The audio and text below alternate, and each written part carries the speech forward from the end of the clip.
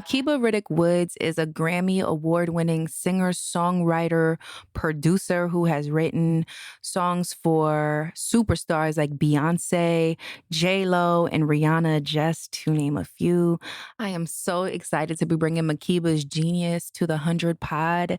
She is not only a singer, songwriter, producer, but she's also a mother, a wife, an entrepreneur, and I most definitely think that we can learn a thing or two from Makiba Riddick-Woods. I am from Baltimore, Maryland, West Baltimore to be exact.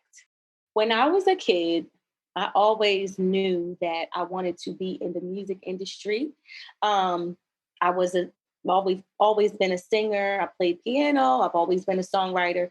I was always really interested in the business of music as well. And when I was growing up, we had something called, now I'm telling my age, but we had something called the video music jukebox where you could call up and you could order videos. And so I saw this commercial on there one time.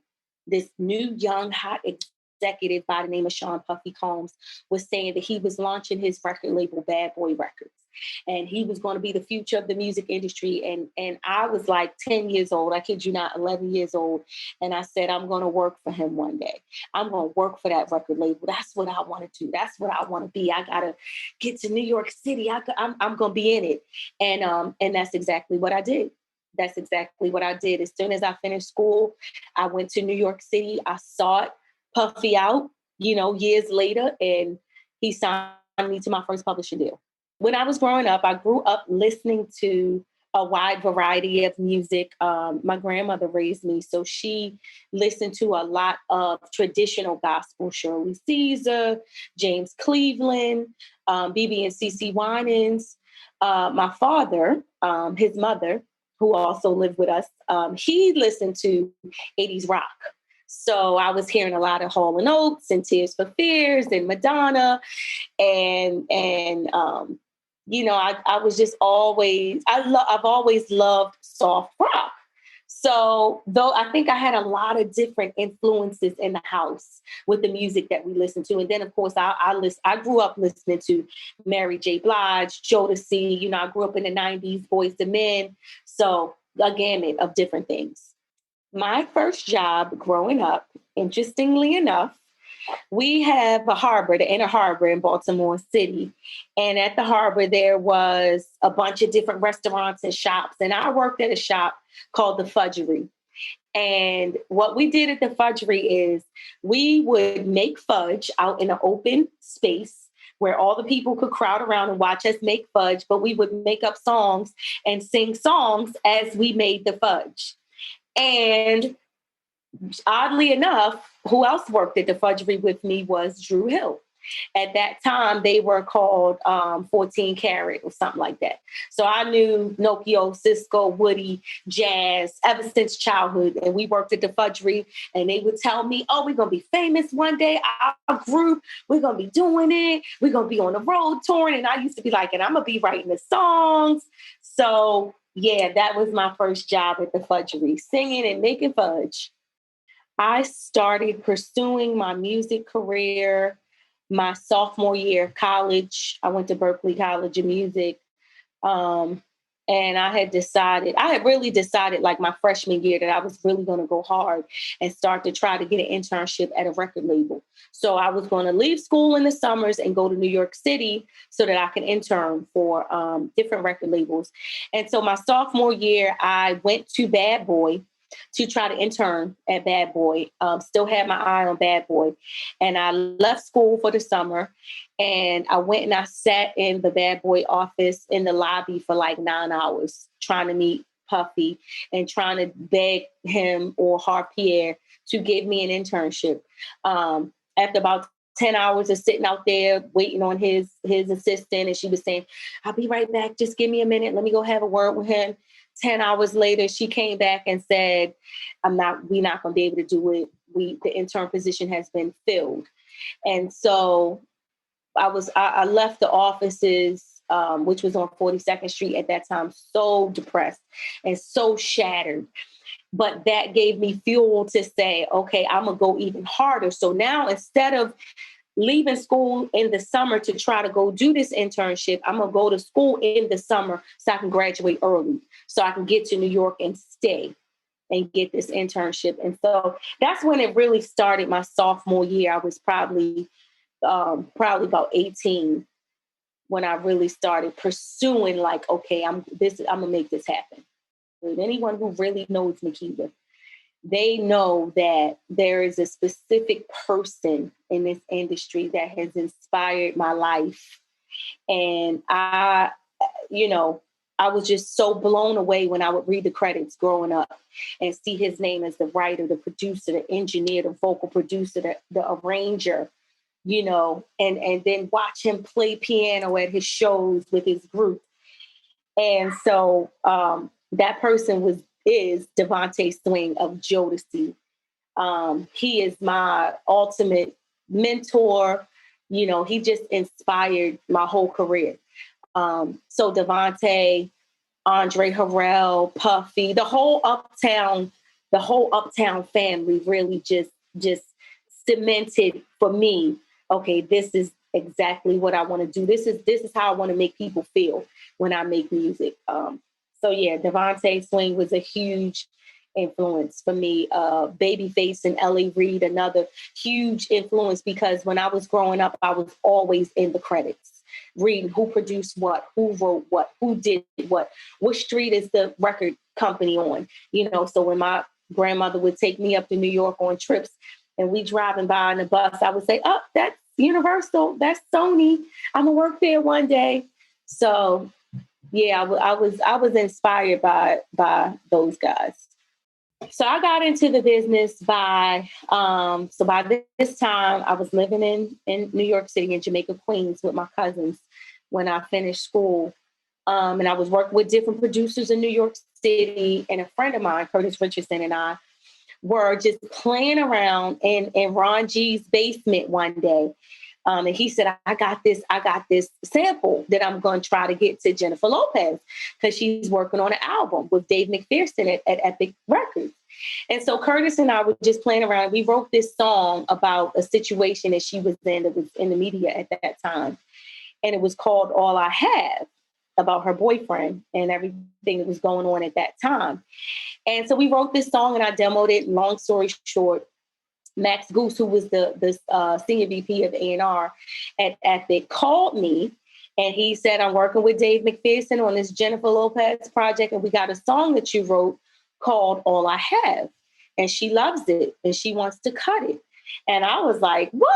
No way. Jennifer Lopez? And he was like, seriously. So he set up a meeting between myself and Dave McPherson, who was the president.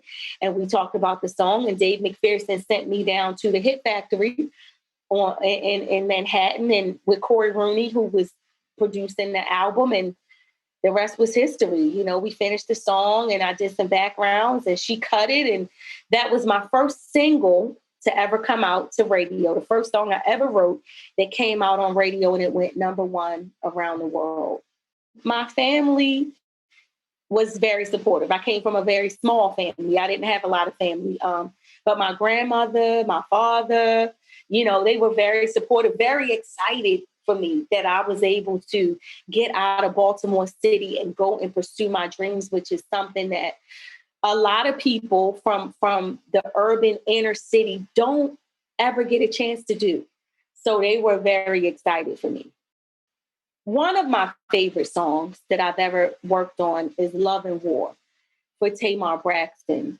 And the reason is because that song just reacted with people in such a way. It touched people and impacted people in a very different way than my previous songs had. I was always the type of writer. I was doing the up-tempo songs. I love to make people dance. I love to get the clubs going. But this particular song was a ballad.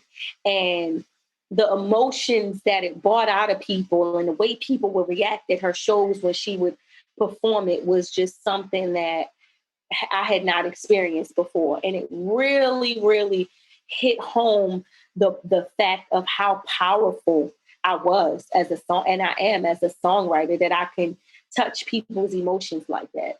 So that's one of my favorite ones. Another one is another one of my favorite songs that I've done. It's not even really a song. It's a intro to Rihanna's Rated R album called, and the song is called Madhouse. And I was like back up against the wall. The writing camp was ending. Everybody was flying home. And this was it. And the album was getting ready to close. Although I had worked on the whole album, but I just wanted more, always wanted more. And Rihanna was like, okay, what you got to this? Let me see. Let me hear it. And everybody was getting ready to go home. And I just went in the booth and freestyled this interlude. And it's not even words, it's harmonies, and it's a feeling that opened up the whole album. It's the first thing you hear on the album, and everybody was like blown away. That became the intro to her shows, so it's like when you can impact people's emotions with your melody and your lyrics and your soul, it's an amazing thing. The way that I manage my time now, of course, is very different than the way that I managed my time when I was moving and shaking, country hopping in a different country every couple of days on tour with these artists. Back then, I had nothing but time. I didn't have anything else to do but work, and my work was also my play because I was with my friends and we were having fun and I was doing what I loved. Now I'm still doing what I love, but I have to manage my time differently because I am a mother, I am a wife, I am an entrepreneur, so my day from sun up to when the sun goes down is jam packed. Whether I'm writing songs, whether I'm building my company, whether I am vocal producing an artist, whether I am being a wife, whether I am being a mother and up at my kids' school and doing activities with them, my day is completely full of stuff that I'm doing, but I wouldn't have it any other way. I would not have it any other way. I don't want any idle time in this life because we don't get enough time in this life. So I love and I'm blessed, supremely blessed that every minute of the day I'm doing something that I love, whether it's creative, whether it's being a mama to my babies, whether it's being a wife to my husband, whether it's giving back to the community, because I do that as well. So my time management is very different. And I had different goals back then than I do now. I definitely, absolutely have to stay organized with iCal. I absolutely have to write notes down in my notes on my phone because I'll forget. I absolutely have multiple alarms going off throughout the day. Conference call with Heavenly's teacher, Zoom call with RCA, get prepared for this writing session that I have at the end of the week. Multiple alarms going off all day to stay organized with my time.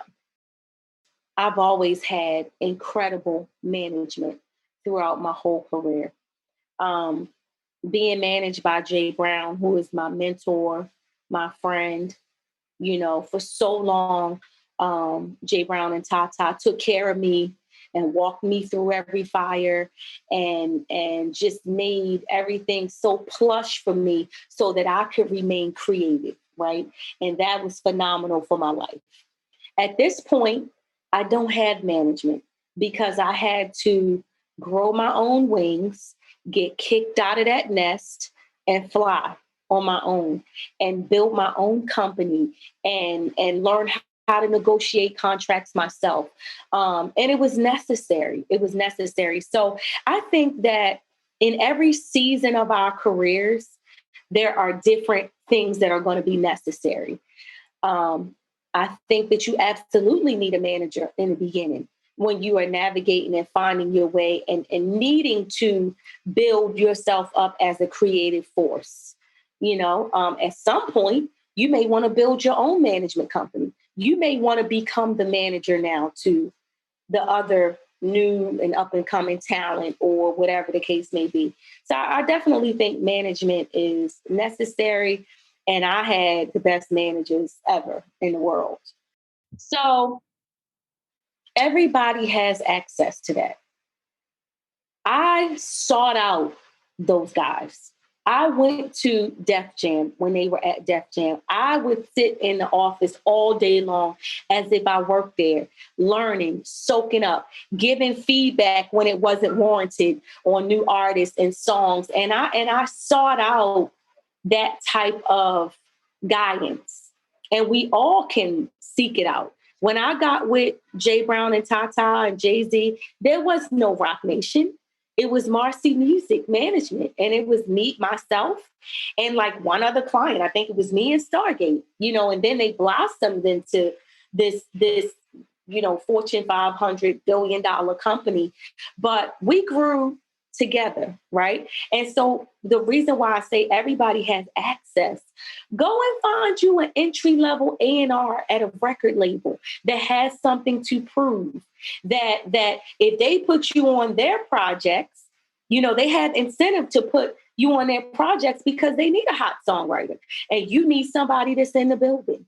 And from that relationship, you can make relationships with the other A&R people and then the marketing people and the promotion people. And then you'll have your pick of the litter of a manager if you got the goods, So I say that we all have access. We have to be bold enough.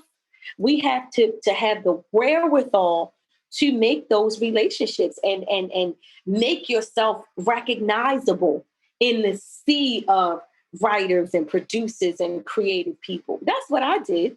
I've always been shy by nature. When I was growing up and my mother would have me in church and they would call me up to sing in church, and my grandmother would say, okay, go on up there now and sing. And I would be so scared and shy and hiding behind her, walking up to the microphone. But I did it. Sometimes you got to do it scared, even if you're scared of not getting a phone call back or getting hung up on or somebody telling you not right now. You still got to do it and push yourself to do it and put yourself out there in front of the people that can help you.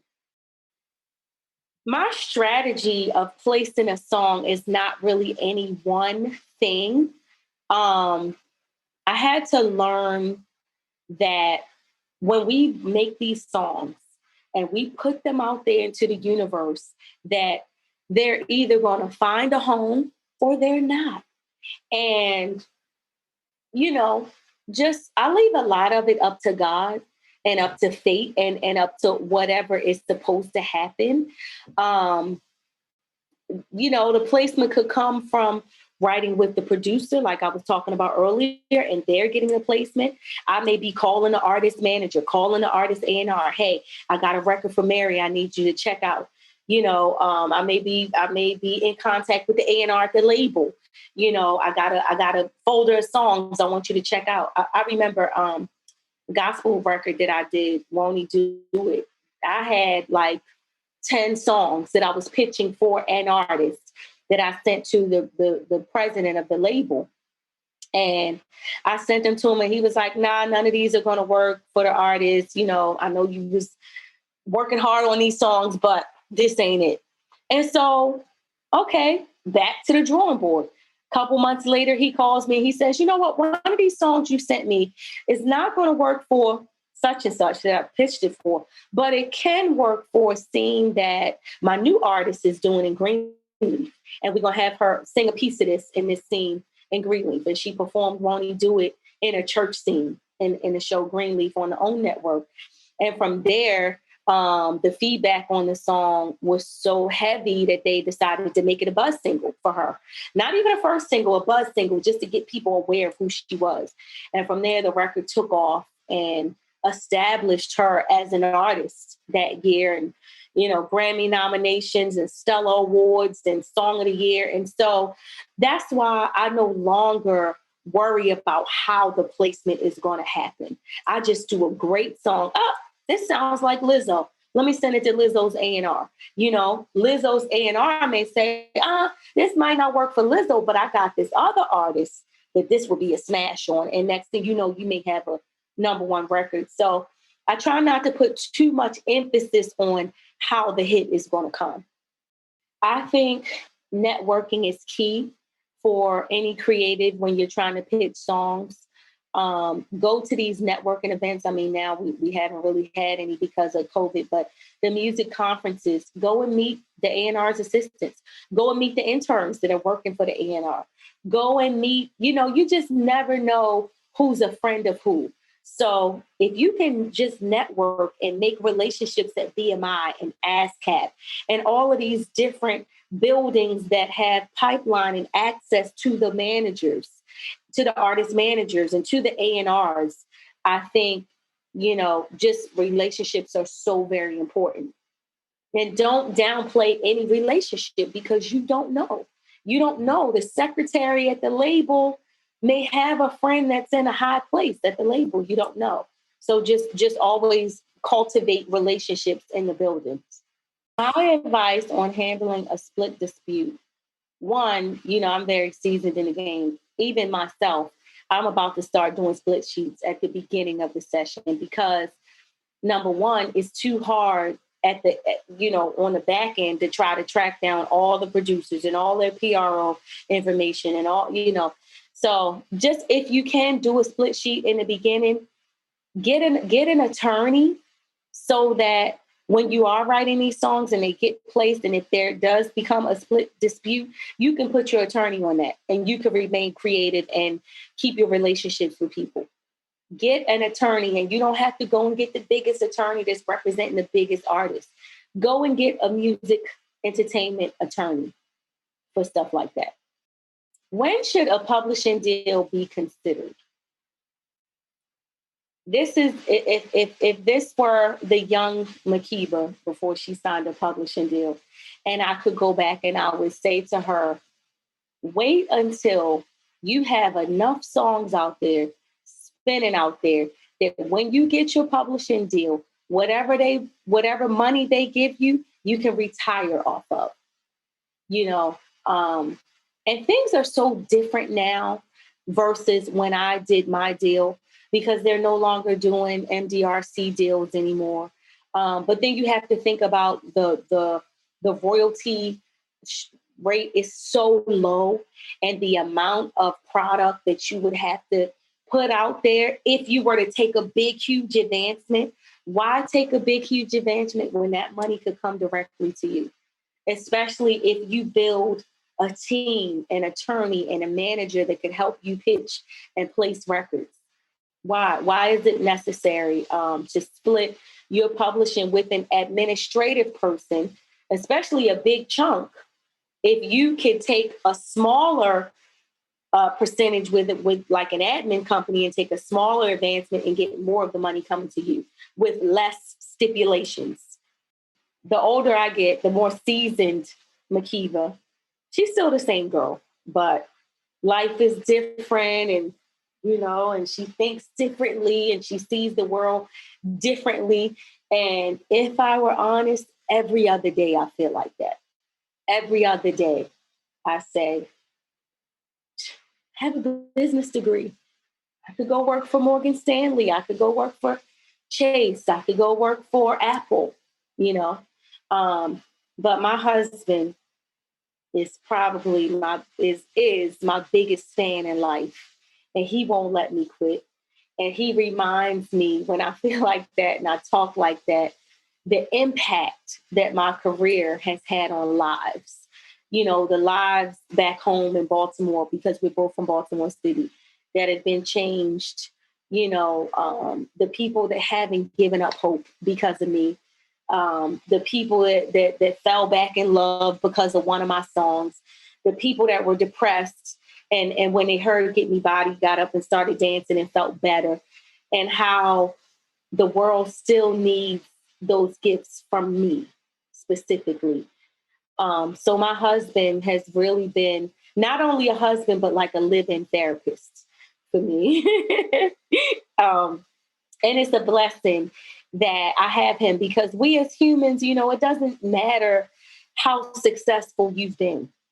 I'm always thinking about today and tomorrow and getting back to the mountaintop and how does that happen?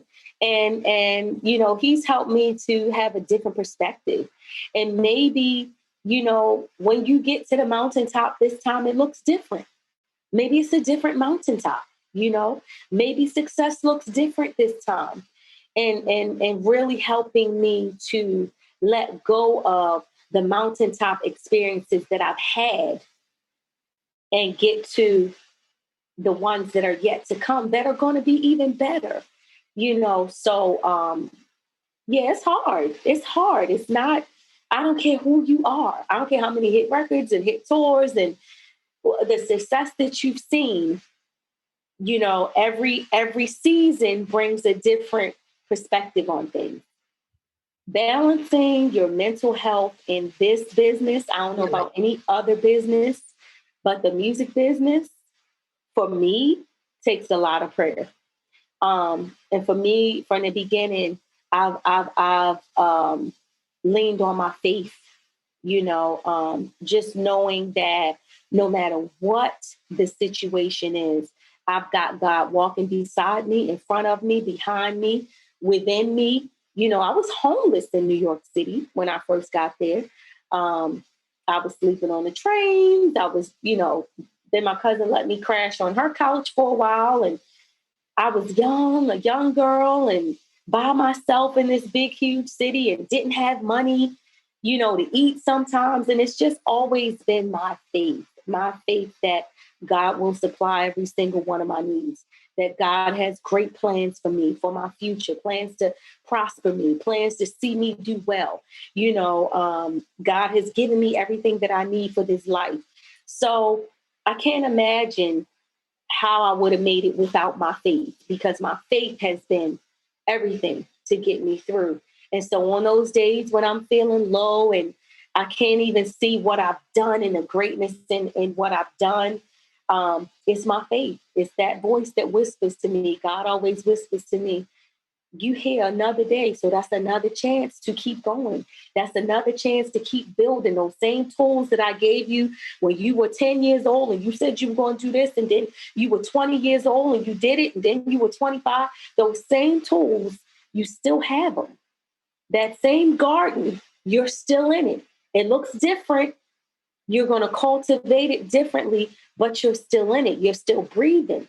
So you got a chance to do it better, do it different, do more.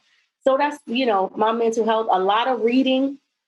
I read a lot of self-help books, The Science of Success by Wallace Wattles, you know, the biblical principles of success, you know, a lot of reading and just the outliers, just keeping my perspective of special people and who I am in that.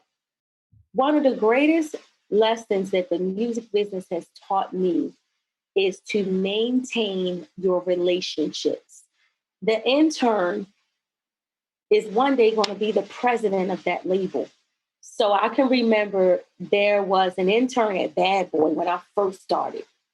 And we were cool and we were friends. And then he moved up and he became a junior A&R at Def Jam. So when I got to Def Jam with Jay Brown and Tata, he was one of the A&Rs working on Tierra Marie and Megan Rochelle. And at that same time, they had signed Rihanna. We were friends. And, you know, that was my boy, Ray Romulus. And then Ray Romulus became like everybody's go-to producer with the stereotypes and just became, you know, just this huge producer and beloved in the music industry. And he's someone that I call a friend, that I've been friends with for, I don't even know how many years. Phil Thornton, who is now the president of RCA Inspirational. You know, I met him when he was like an intern in the music industry. We're still friends to this day. And it's just so important to maintain your relationships in this business, because even if me or one of my friends that was in the music industry, maybe somebody may transition to a whole different industry that I want to get into.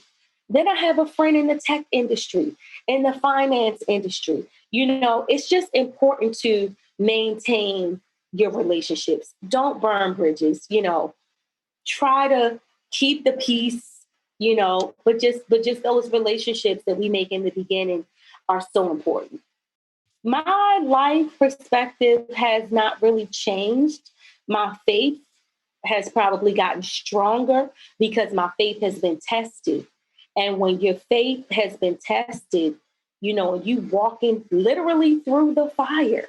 You may have believed in God before, you grew up in the church and you knew about God, but sometimes God has to really show up in your life tangibly and speak to you or tap you on your shoulder or hold your hand through something, and it strengthens and increases your faith, and you are a better person on the other side of that. And I think for me, that's how my life perspective has changed. I think everything that I go through, I just see a more and more clear vision of God and His character and who He is in my life. In my experience, for a long time, I didn't get points and writers' fees, but the more successful I became, and I would see other people around me getting raises at their job as an A&R, and seeing the artists, you know, having hit records and being able to tour, and the producers getting this big, huge production fee. And I began to think to myself, but I'm the nucleus of this. If the producer didn't have a song for his track, he would just have a track. And then the label would just have a track and no song for the artist to go on tour. And so I started to realize how valuable I was in the equation. And so the first couple of years of not having management and having to demand that from labels and from people that I was working with was hard, because I didn't want to burn any bridges. I didn't want to ruin any relationships. But I said to myself, would this person show up to their job if their boss told them you're not getting paid, or I'll get around to paying you? Would this person show up to sing if they weren't getting paid? No. So why am I continuing to show up to write, to vocal produce, to do backgrounds, to help the producer get the track right? And then that's when I started saying, okay, now you're going to give me some points on this track, because the song that got placed is not the track that you gave me to write to. I rearranged the entire track. And that's what got the song placed. So now I want a point. So now I want co-production, and I had to become confident in who I was as a creative, not just a songwriter, but a singer, as a producer, as a negotiator. I can't get paid for none of that. No, I'm gonna get paid for some of that. Y'all gonna pay me for something. And so in the beginning it was uncomfortable, but I had to have those conversations, and I had to make people believe, like, listen, not only is the song valuable, but the person that's delivering it, the person that's showing up, the person that's walking your artist through the song and singing the song for them, that's valuable. So, when I started to demand it, that's when people started to not play with me no more and say, okay, we have to compensate this woman. So before, when I first started demanding it, it was always after the fact, after the song was done, mixed. And then that gave the label or the A&R or whoever I was dealing with the opportunity to put me on their time schedule and say, okay, well, we'll pay you when, it's processing. And so I realized that if I get this clear before I even go to the studio, before I step foot in the studio, then that puts the power back in my hands. You need the song. You love the song. You think it's a smash. So you have to pay me something for my time. Even if you just paying the money that you're giving me is paying me for my transportation, for me to eat that day, and for my time. You have to pay me something up front for me to even step foot in the studio. And after demanding that, and even if the person would act like, well, we're not doing that, we're not going to pay you up front, we can't do that. Okay, well, then you don't get the song. Then it's on to the next for me. Because you have to demand respect. If you don't, nobody will respect you. And they will walk all over you and then take your songs. Thank you very much. And in 12 months, you could be looking for your publishing. But within that interim, I have bills to pay. I have to eat, and I'm still doing sessions, and I'm still traveling. I'm still, giving up my time. So I had to make that clear from the beginning. I'm not coming to the studio without my upfront fee. I had to make that clear to the producers that, okay, if you send me this track and when I send you back, I'm going to show you the song surgery that I did on this track and how it's different than what you sent me. And before we start pitching it, we have to agree that I'm a co-producer on this track. It's triple hard being a woman in this industry because the good old boys club, they pay the male producers and the male songwriters and they take them seriously from the door. But as a woman, if you are assertive in this business, because most of the time we are working with men in the executive position, if you're assertive, then all of a sudden you a bitch. No, I'm not a bitch. I'm just a woman who knows what she wants and knows what she needs and speaking up for what I need, you know?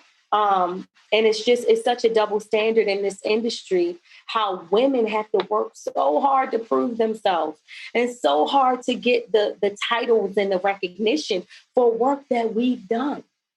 I've seen it. I've lived it. The transition for me throughout my career has been, I'm ever evolving. I'm always evolving. And I've been like that ever since I was a child. There were so many things that I wanted to do. Even when I finished Berkeley, I knew that I could do so many things that I had to pinpoint what is it that I'm going to do first, And so now, and like I said, I have a business degree, so I've always been business minded and I've always had ideas for companies. And so that's where I am now. I'm building my company. I just finished writing my first book and getting it published with Westboro Press that I'll be releasing. I've been developing a TV show for the past year since we've been on quarantine and working on the budgets and pitching it to networks. And so I'm ever evolving because I had to realize that I'm a writer. I'm a songwriter, yes, but I'm a writer. I write everything. I write poetry, I write songs, I write books, I write movies, I write animation projects that I've been developing this animation project for the past few years. And so I'm just at a place now where I'm starting to see this title of serial entrepreneur. That's where I am. Because I realized that not only do I get joy from doing other things outside of just songwriting, but I can have a lucrative career in other areas as well. So that's how I've changed and evolved. I like to call myself a creative, an entrepreneur, because I do not just songwriting, but so many different creative things, and also on the business side too. About 10 years ago, I want to say, my college, Berkeley College of Music, did this think tank. And it was all day. It was like 10 hours. Big John was there. John Mayer's manager was there. And this was the beginning of streaming. And they knew that the album sales were about to be like destroyed with streaming. And we sat in this room for about 10 hours and brainstormed all of these different ideas of how to save the creator in this process. And at the end of those 10 hours, we were no closer to a solution than when we first started. And like I said, that was 10 years ago. And so now we've seen things get even worse on the front of how artists get paid and creatives get paid. And so there has to be something that's done.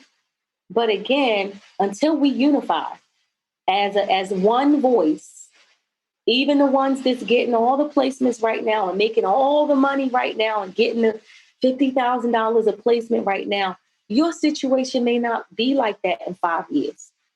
Your situation may not be like that in 2 years. And you are going to want somebody to join forces with you to make sure that you are getting paid what you deserve for your contributions. So I think that it has to start. It'll be great when we can all get in a room together, because maybe at one of these music conferences like Revolt or I remember years back, EMI, which is now Sony ATV, we used to have huge music conferences with all the producers and creatives and label people all under one roof, just talking about these different things that were going on in the industry. And I feel like we need to, every one of us get in a room together and talk about it face to face and show the numbers on a big screen. Just like on the EMI conferences, Atlantic would come in, these different record labels would come in on this big screen and they would show every artist and they would show the album sales for that year and the tour sales for that year and the merch sales for that year to entice us, the writers in the creative community, to say, oh, we got to give this artist the best songs. We got to give this label the best songs because they winning. So now we have to reverse that. We have to bring all the creatives in the room and show them how much these artists are selling, and the people that's creating the music, how less of that we're getting paid. And we got to see it on the big screen so that everybody can ask themselves, does this even make sense? Does this even make sense when you're a creative and you're doing a job for somebody and you getting paid less than minimum wage? And I feel like, if we can all get in a room together and have that conversation face to face and seeing those numbers, then that will begin to really, really make people sit back and think like a change has to happen. I would tell my 20-year-old self that life changes, perspective changes, life evolves and it gets better. So not to be afraid of the future, to keep it pushing, to keep going, to welcome those changes, to welcome how perspective evolves and friendships evolve and business evolves into something different, and welcome it and not get stagnant and stay stuck in one place because you think this is as good as it gets, because it gets better.